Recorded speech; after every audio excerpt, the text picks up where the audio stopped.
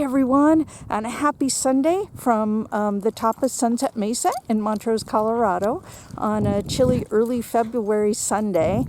We are working on the Authentic Happiness coaching reenactment, and this is actually week 2 of the exercises. Last week we did a positive intro, and that intro had to do with writing a story about ourselves with a beginning, middle, and an end, and reading that and looking for strengths. This week, we took the VIA strengths test, and that's at Values in Action strengths test. If you Google that, you'll get it, or VIA strengths test, you'll get it. It's a free test, and it's actually one of the few evidence-based tests out there. So I really strongly recommend everybody do it. Now, when I first did mine, I got some that really matched my story and matched what I thought myself. It was kind of amazing, so please do it.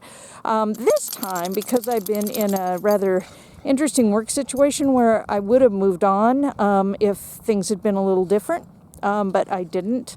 So I stayed in a situation where some of the strengths that are normally in the middle tier, we all have 26 strengths, by the way, and we all have a little bit of all of them. So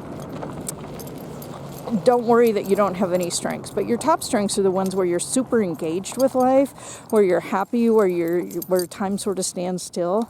So what I found was that this last year I've had to use strengths other than what I consider my top strengths in order to survive in sort of a situation that I wouldn't have put myself in had I known I was there, but I felt compelled to continue. So for me, a couple of my strengths, optimism and curiosity, dropped, and persistence,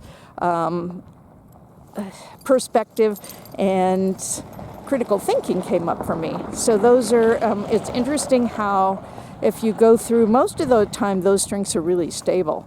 But if you go through a challenging time, you might find a little bit of change in those. You can always work on any of them, and it makes us happier to work on any of them. So that, and just wanted to chat for half a second about how to share your strengths. If you do your positive intro, you can share that on your website, or I've used it as an intro exercise at retreats or in an online class. So that's some ways you can use that. It's a great icebreaker for some classes. And yeah, just get it out there. Share them with friends. And same thing with the strengths test. Take it and have your friends take it and see what you think about theirs and they think about yours. And happy Sunday to all of you. Next week we'll be back. Bye.